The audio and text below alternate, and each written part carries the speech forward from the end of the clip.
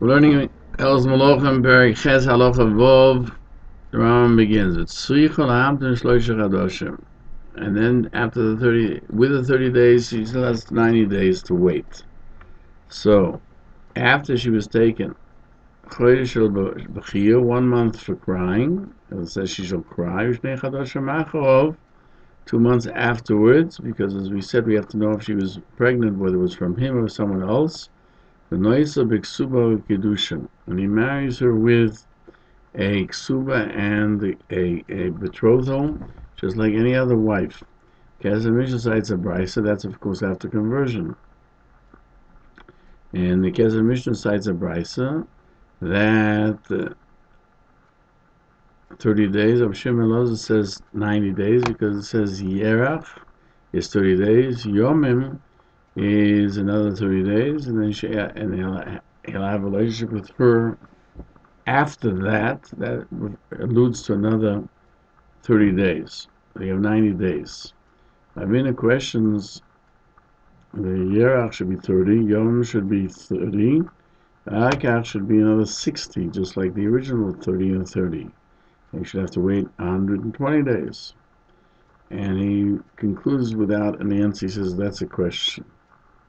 Because the Mishnah adds that we don't paskin codify the halacha like Ravina, because there's no one else who agrees with him. The halacha is like Shimon Lozo says 90 days. But even according to Ravina, you need at least 90 days. And furthermore, 3 months, you need to be able to tell if she was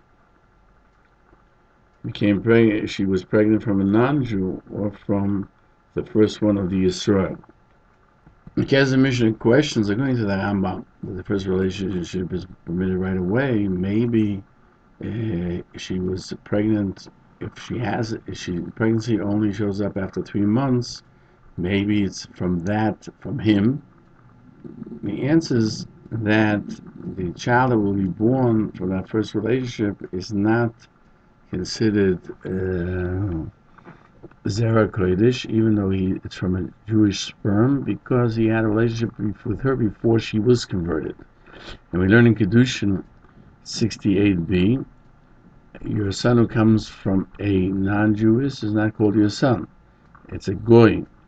And the Mishnah Melech adds, there is no source to the basis to the question. The Torah was only talking about the Yetzer Hara, therefore the first one was permitted to him, and you don't have to know if the child was Jewish or not, because the child is a goy unless the mother converts them. When the child is born after the mother is converted, he would be Jewish, but not the son of the person who had a relationship with her. Because the Mishnah writes that Rambam requires 120 days. Like Abshim and Lozo, even Ravina is of that opinion. So, like a Mishnah and the Mishnah and Melech question, that Ravina questions on Abshim and Lozo, and he doesn't agree with him. He says you only need 30 days. Therefore, the Lecha Mishnah is of the opinion that the main idea is like the Kesef Mishnah, that you cannot learn from the Posuk that you wait only to differentiate between the non-kosher, non-Jewish seed to that which is holy. And the Smag says you wait only 3 months to tell, because of the reason of that reason. For that reason, the Mishnah cites a Sifrim that 1 month, Yom is 2 months, and those are the 3 months, like Abba Kiva, to make a differentiation between the child from the first relationship, or from a non-Jew, or from the Jewish relationship. The Mishnah Melech proves that the Rambam does not say Allah like Abshim and Loza, because according to his opinion, all 90 days are equal. According to the Rambam in Halacha Hey, he made a differentiation. He says that 1 month is for crying, and certainly passing like the Tanakh, the 30 days for crying, minute in Torah. only because the Chazal that you need to be able to differentiate between a child who was conceived properly or not. You have to wait 3 or another 2 months, which would be 3 months. In Hilchos Gerushin, in Hilchos of divorce, Yud Aleph Halacha Hey Kov 20, he explains that one who becomes divorced or widowed has to wait 3 months before she can marry. So we know who the child is from. The Machon Nesher HaGodol cites the Rambam that a woman who is a beautiful taken as a hostage, even though the Torah gave her 13 days to rectify herself, she has to wait 90 days so that we'll know what the child is. And the 30 are included in the 90 days, like the Tanakama, that she'll cry 30 days. That's only 30 days. In Melochim, he explains that the time that is given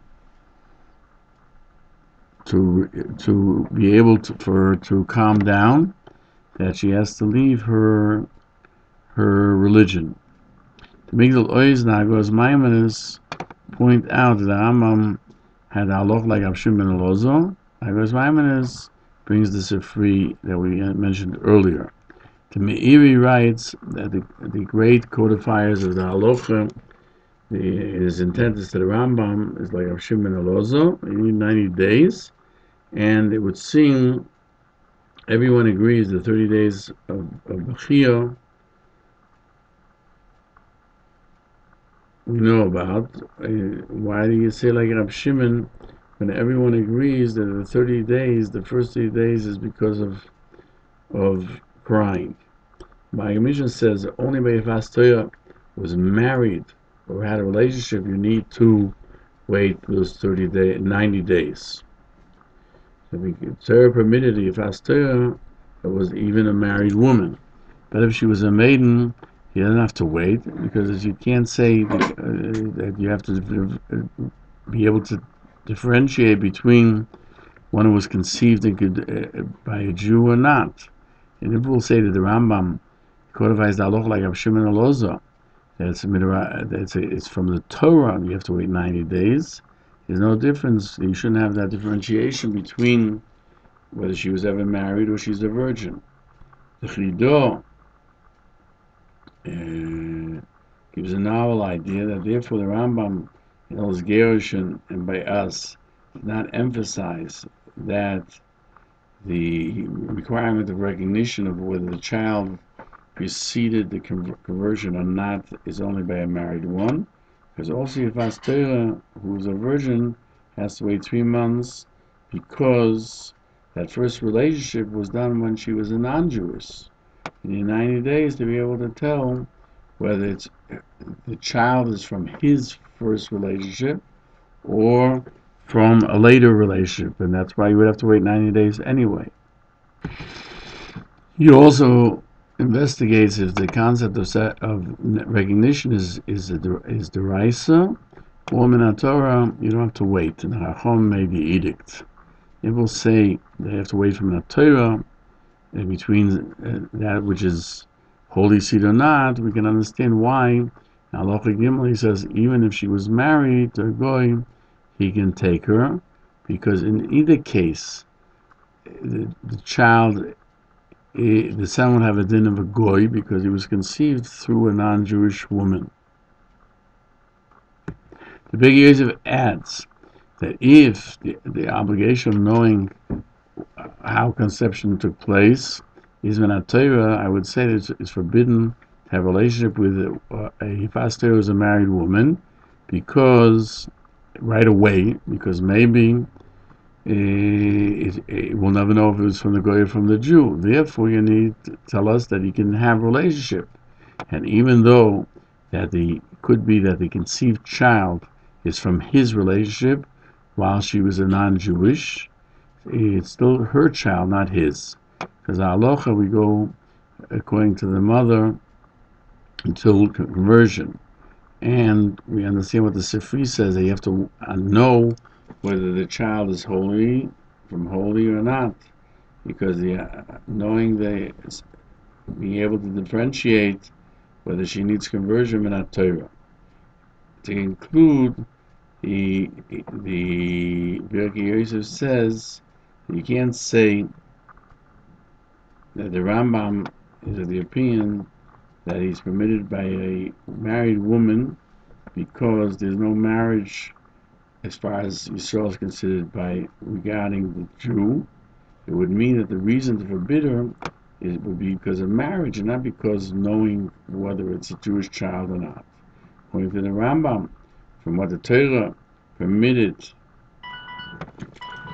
the Hivas Torah, even though she was a married woman, even though she was a married woman to a non-Jew, we see that there's no marriage to a non-Jew regarding the Jew, but not that there's an obligation of the Avchona has to be not Torah. That recognition is required by Torah. Yeshua in Kedushin 22a explains that Rashi is of the opinion, like we find in the Tosfos, that it's forbidden to have a relationship with her at the time of war. He has to bring her to his city, and then he can have his first relationship with her, like the Rambam. The Chido cites that the Re'im questions, how does Tosfos know that Rashi is like the Rambam? And that's what he means, take her into the city. And he therefore is obligated to prove that Rashi is like Tosfos themselves, that only after she's gone through all the procedures, then is he allowed to have a relationship with her, but not immediately when they come to the city. The Tosfos right that you could explain that Rashi is like the Rambam, and he says you should not cause her to be forced to have a relationship during the war. But miyad, when it means right immediately, it means within the city. And the question is from Loshen Rashi to have a relationship with her, that it means that he already had a relationship, and the answer is talking about the second relationship. Rabbi Yosef disagrees, because we see in Rashi that we're talking about the first relationship, not by the second.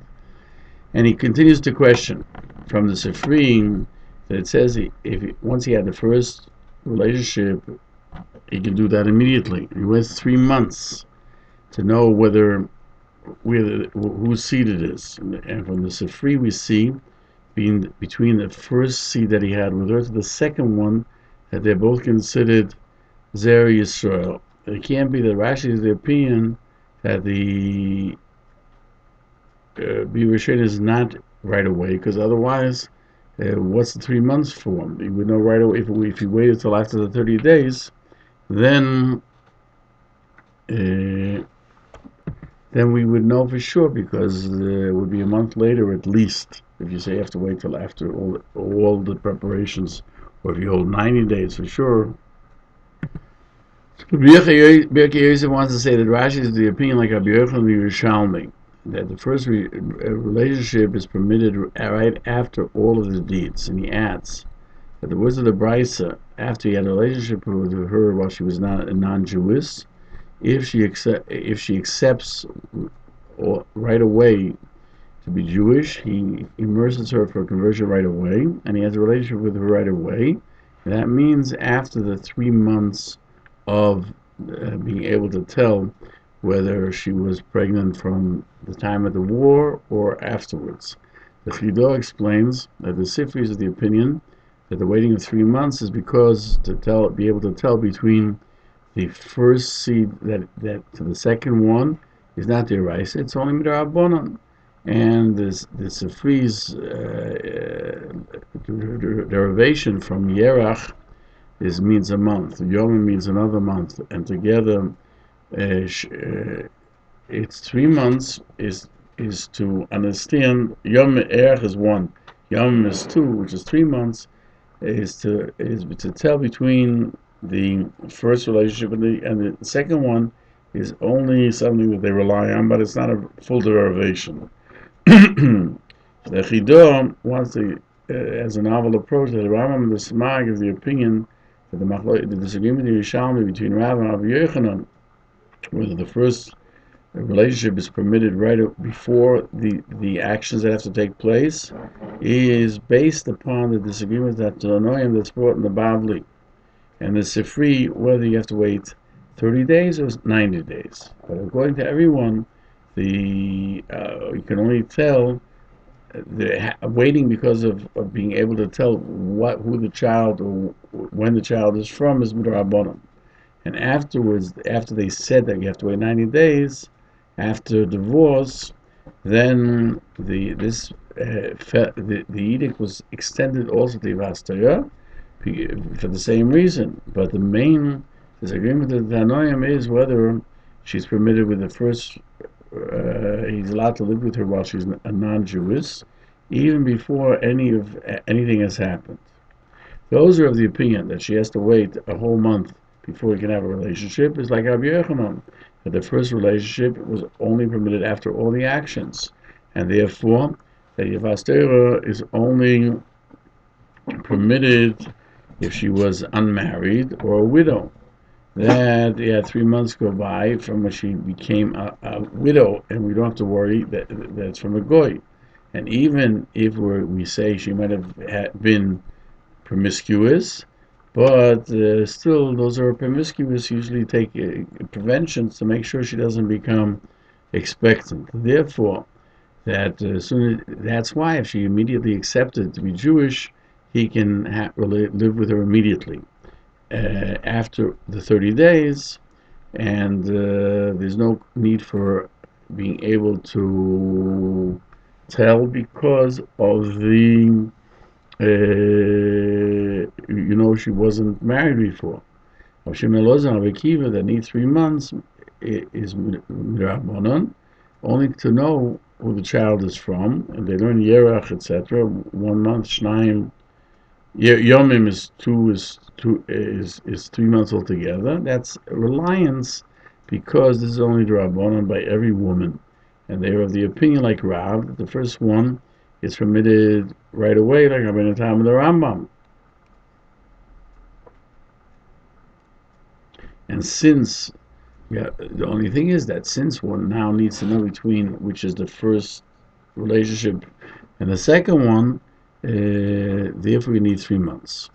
The Rambam codifies the Halacha because the Gemara seems to accord with accept his words, that it makes a differentiation between the first and the second relationship, and there are other parts of the Gemara that it seems that the halacha is like Rav. But Rambam says the halacha is like Abshim and Loza. You need to wait 3 months to be able to tell. That's only rabbinically after they made the edict by the divorcee. They made it by everyone. Now the words of the Rambam is very, very clear. The first relationship is permitted while she's a non-Jewess.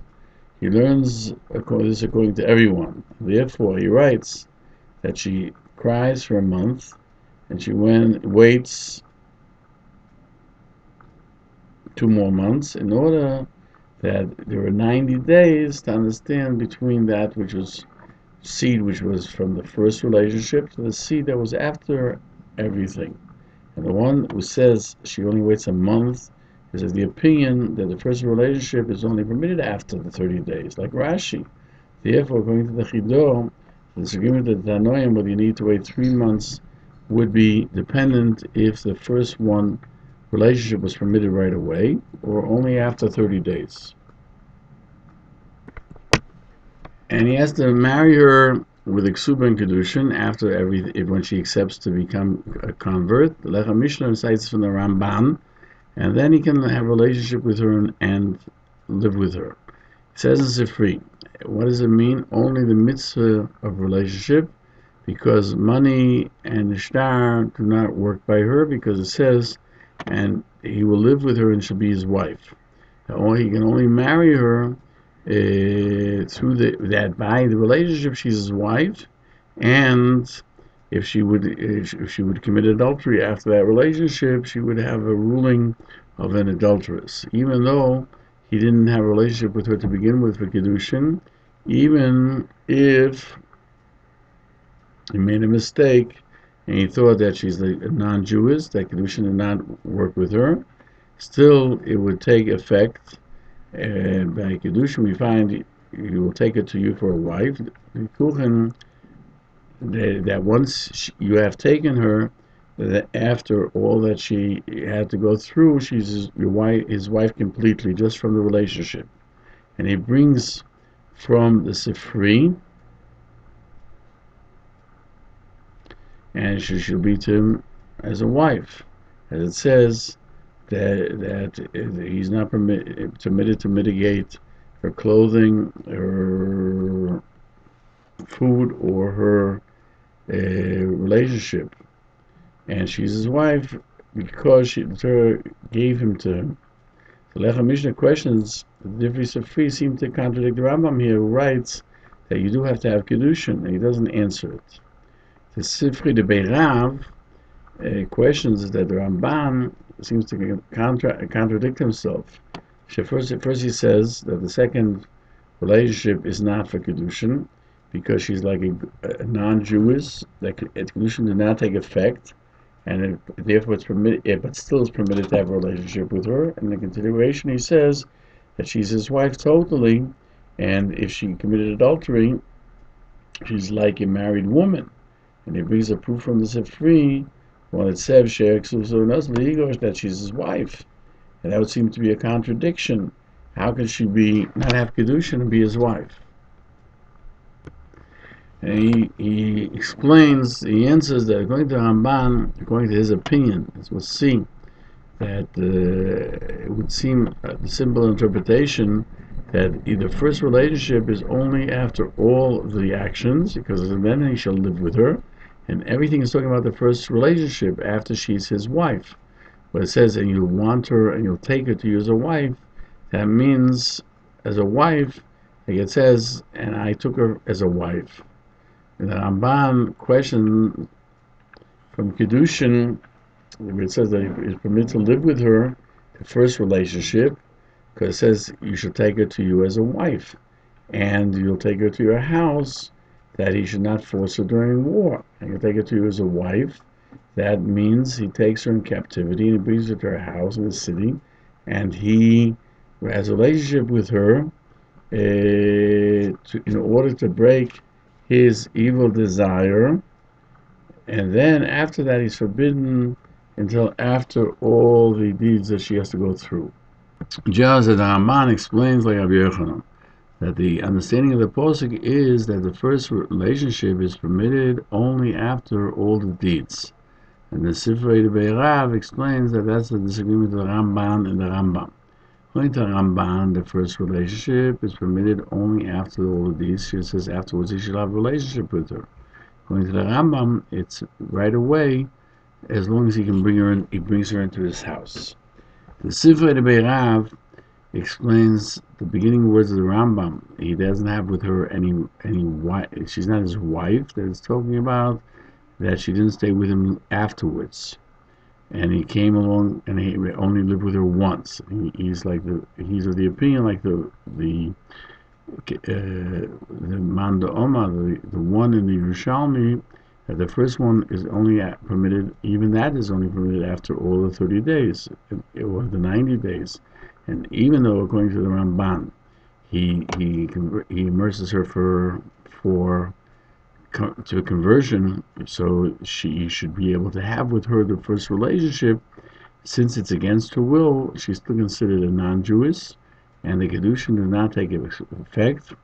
And the Torah permitted this relationship because of he should be able to break his own desires. That's what the intent of the Sifri is. He only has the right to live with her. What he says is she's his wife. That's after she was with him many days and she was agreeable. That with the second relationship, she became his wife. However, according to the Rambam, the first vidiyo is permitted immediately, and afterwards you should come and have a relationship with her. Is talking about the second one, which is only after she's agreed to convert, and she goes to the mikveh like any other convert, and then Kedushin takes effect. And the Sifri that says that he only has the mitzvah of relationship is the opinion like Rabbi Yochanan, that the first relationship is only permitted after all the action and conversion. And thus we can answer the question of the Lecha Mishnah that the Sifri would seem to contradict the Rambam, because the Rambam it doesn't go according to the Sifri, but rather like the Gemara and Kedushin, that the first relationship is permitted immediately, not like the Sifri. Now, if he doesn't want her, he sends her away. If he sells her, he transgresses this prohibition. Shenema, it says in Deuteronomy 21:14, he's not permitted to sell her for money. That and if he sold her, it doesn't have effect. She's not sold. And yes, the one who sold her has to give back the money to the one who bought her.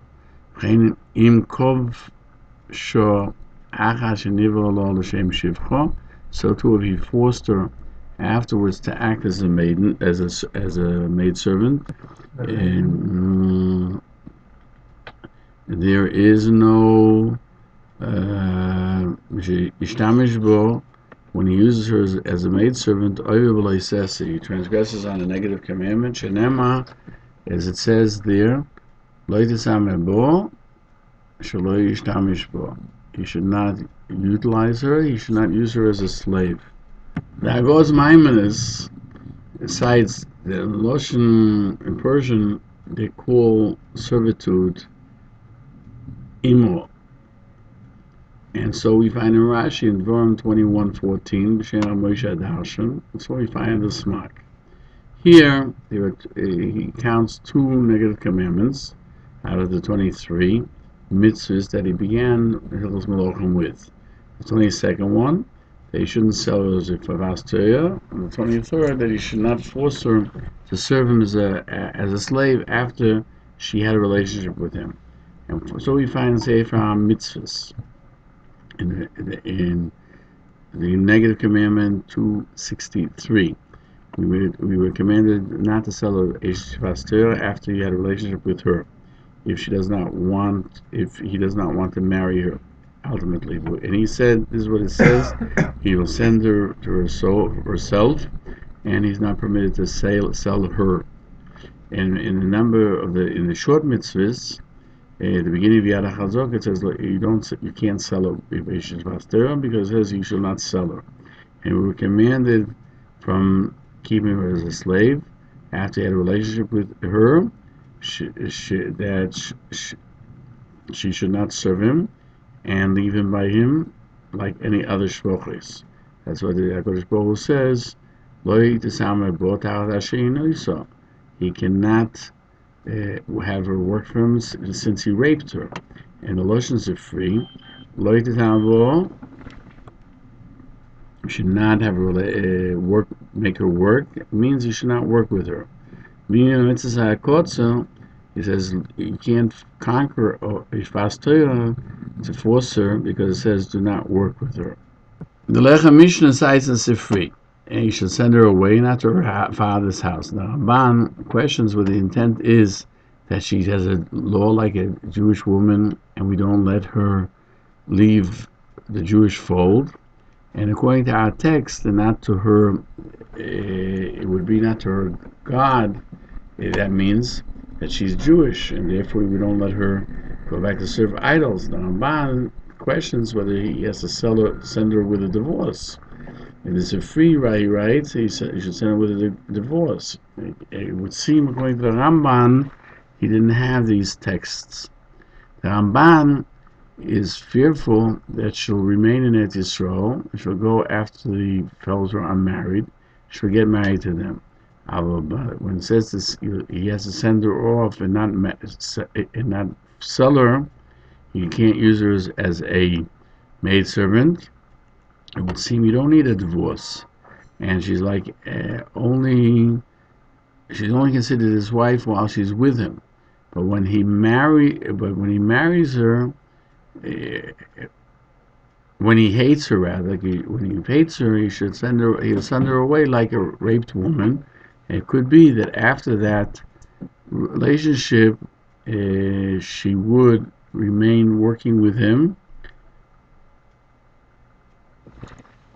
But if he kept on living with her after, and he hated her just like any other person hates at times hates his wife, who wants to give a divorce, any person wants to divorce his wife hates his wife, she is Jewish at that point because he lives with her, and she can only get a divorce only be sent away with a divorce, and at that point she's definitely Jewish.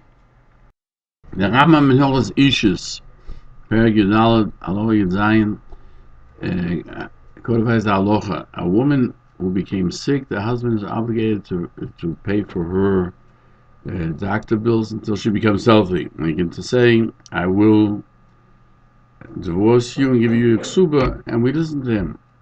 But you shouldn't do that because of their acheretz. The Maimonides Mishnah says that's simple. It's understood. Just because she became sick, he's going to divorce her. He won't have to do with her healing. He brings the Rashba, who learns from a Medrash in Dvorim. It says, "V'shol chosol nafsho." By the Ifas she shall go to herself. That teaches us that she was sick. You have to wait till she can go herself. And the Rae explains that the Medrash is talking about that she can't move. She's bedridden. If that's the case by Ifas certainly the case would be by Bas Yisrael, that you can't throw her out of the house and give her a divorce when she's not well. The Mishnah in Ksubas 51a, that how he wants to divorce his wife when she's sick, he can do so and give her a ksuba, is talking about that she's not in bed.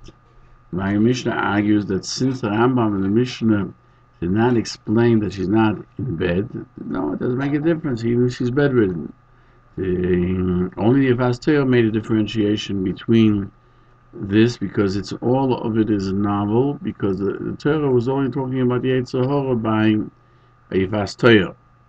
Therefore, if she's bedridden, you can't throw her out because she doesn't. You took her out of a place where she knows what to do, and he raped her. Therefore, they learned that he can divorce her only when she's able to go by herself. And he asked why the Rambam mentioned it in Hilchos Melochim by the laws of Yivas Torah, and he doesn't answer. The Kesef Mishnah explains that the Rambam is of the opinion that the Sifri are according to Rabbi Yonason, who explains Vishalachto that he has to give her a get after Kedushin. Therefore, if she was sick, he has to wait. She should become healthy enough to be able to go. And the Rae had learned that certainly a daughter, a Bas Yisrael, it would apply to. But the Rambam learns, like the Chachamim, Shilachto is before Kedushin. You know, it's Melochim. If he doesn't want to sanctify her, betroth her, he should send her without a divorce. He shouldn't wait that she should become healthy. And therefore, you can't learn from here regarding a Jewish daughter. Still, from the Sifri you can learn you shouldn't do so by a Bas Yifas Torah before she becomes healthy.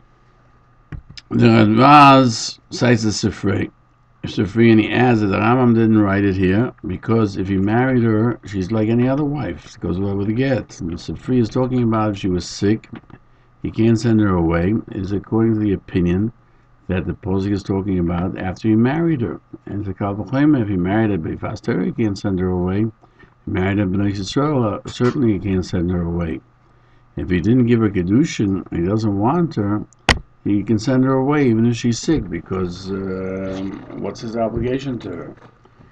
And he adds, from the Sifri, if he doesn't want her, how do I know that he shouldn't give her as a present to someone else, and he shouldn't do her any favors? It says, he shall not sell her for money, that even as a present, it's forbidden to him to give it to others. And he points out that the Rambam doesn't mention this. And if he sold her, the Rambam says she's not sold, and you have to give the money back. So the later commentators state that this is according to the opinion of Rava, because according to Abaya,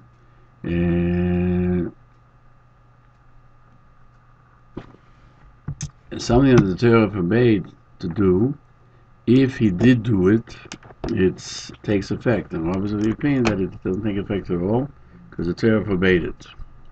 On the Posuk, in Devarim 21:14, he should not sell her. Ramarach Abulafia discusses why the Torah duplicated the language, because it doesn't say Amer lo tamarenu elo mocha lo tamgerenu. That teaches us that she's not sold, and if he has to give her back the money. But if he takes her for a maidservant after she had relations with her, even though he transgresses on he should not utilize her, it's called an action, and he does get lashes. What's the difference between the two, whether he sold her or used her himself? Hilchos Bechoros, the Rambam paskins that the tithe of an animal, you can't sell that animal if the animal is complete without a blemish, because it says lo yigoel, cannot be redeemed. From this we learn to through the generations, you can't sell it.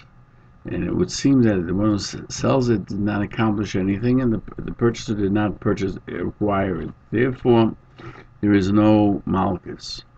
Just like you sell something that belongs to the Kohanim, that the person doesn't acquire it. And like you saw about Yivastoya, as it will explain its place. Therefore, the question is, why, if he took her for a maidservant, he would get malchus? What's the difference? So the Marach Abulafia explains that from when it says in the words, do not sell, you shall not sell her, we learn that she's not sold, and the money goes back, and therefore she doesn't get malchus. When he uses her, one who does use her gets lashes. If he would say, it would not work. It only says, lo ya'amer bo, and he wouldn't get malchus. In other words, but the Torah says, do not work with her. It tells us that if you do so, it does take effect. The Navi question is that the Rambam passes like Abaye or Rava, and he brings from Hilchos Bechoros what we mentioned above, and he says according to the Rambam, somebody who sells a Yefas Torah or that which belongs to Kohanim, it doesn't take effect, even though he says the Halacha accords with Abaye, that if one transgresses on what the Torah says, it does have an effect, it does make a change in possession. The Navi prove from what the Gemara doesn't say that this fact by the Yefas Torah is the proof, is the difference between Abaye and Rava. It must be that Abaye would also admit that if he sells Dochem Kohanim or Yefas Torah, it doesn't take effect, because the Posuk tells us it doesn't take effect, but otherwise, according to Abaye, it would take effect. The Navi explains, therefore, in Hilchos Bechoros, it's written that somebody sells Maisa, the animals that were tithed, like also klum. He didn't do anything and nobody purchased anything. He doesn't give back the money. That's understood.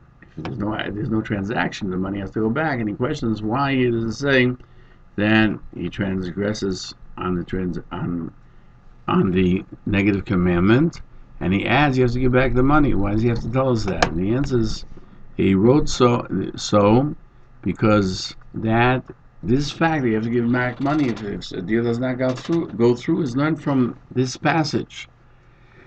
Everything has a source. When he brings to the Machon Nesher that the double language, do not sell, you shall not sell, teaches us that even after, if it's sold, it doesn't take effect. And then Yehuda questions, as the Sifri learned from the duplication, that he should not give it as a present, or he shouldn't do a favor. So according to the Sifri, if he sold her, how do we know it's not sold? And he answers that even if it would say only do not sell her, I would know it. It doesn't matter whether he's doing it for money or he's giving her away as a thank you to a friend. That present is just like sales with regard to taking possession. Therefore, the Rambam doesn't mention it because there's nothing special about a present more so than sale. And the duplication of the language teaches us that the money that he took for her, he has to give back. Maimonides, the Peirush infers from if you sold her, it's not. He transgresses on a negative commandment that the one who sells her transgresses, not the purchaser, because it says he shall not sell her. It's not like Shemitah v'Yovel. There it says the land cannot be sold, and if you sell land, then the buyer and the seller both transgress, because it means should not be sold means to the fact of it being sold, and that it takes two people to cause it to happen. But by loisim kereno, you should not sell her, is applying only to the person's doing the selling. The Radvaz says simply, according to the Rambam, you get malchus on selling her, and also for using her as a slave, since there is an action of using them. But the later commentaries all say that the Rambam you don't get lashes because he doesn't mention it in Hilchos Sanhedrin when he counts the negative commandments that you get lashes for, because you do not get lashes for selling Yefas Torah, as he says in Hilchos Bechoros. It would seem to me that somebody who sells an animal of lice of behema, it doesn't take effect, and if there's no action, he cannot get lashes for something that doesn't take effect. Just like the Chem Kahanim, like selling the Yefas Torah, that since it didn't take effect, you can't get lashes for something that didn't happen. But the Mishnah Lamelech cites a Sefer Mitzvahs. He writes that if he sells her, he does get malchus. But Ma'in Chochma has a text there, changes the text that ain't a loika. Melochim Chinuch cites the Rambam that if he used her, he gets lashes. Not like the Rambam and the Chinuch that he doesn't get lashes. He concludes why, with the question is why shouldn't you get lashes? The Ma'in Chochma answers that you don't get lashes because he does have to pay her for her work. And on the negative commandment that has to do with payment, in other words, if you can pay instead of getting lashes, then you don't get lashes. The Hilchos Chinuch discusses if he worked with her for less than a pruta, would he get lashes? He proves the Moetzes Geneva. It says if you find a person stealing someone else from the soil and using him, and you sold him and he died, and the person who kidnapped the other Jew is liable for the death penalty, as Dvarim 27:7. And even if you used him for less than a pruta, by Yefas Torah you transgress with less than a pruta, he learns from there. The Avram, Menachem Zember, points out the name of the Goyen Rabbi Avram Luftabir. The Rambam did not mention like this Amir among the negative commandments that you get lashes, because if you don't pay, you don't get lashes. We see the lesson Puta would not be transgressing, because then it's not payment. And why shouldn't he get malchus? He doesn't mention that that's the svar of the main chochma, but he's adding the point that if it's less than a pruta, you should get lashes. If it's more than a pruta, then you pay. It's an interesting situation. Furthermore, the Melochim doesn't answer that you don't get malchus because you get paid, because he was sure that even for less than a shara pruta, it would have the same rules as going to be nefesh u'mechori.